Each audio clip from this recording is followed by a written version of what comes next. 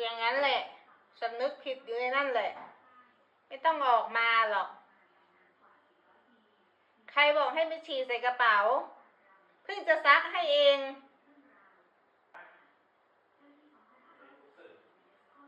มันไม่สนใจเลยเนี่ยมันไม่สำนึกเลยเนี่ยลูกเนี่ย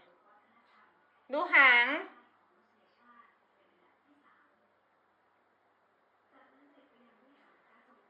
ให้ตีไหม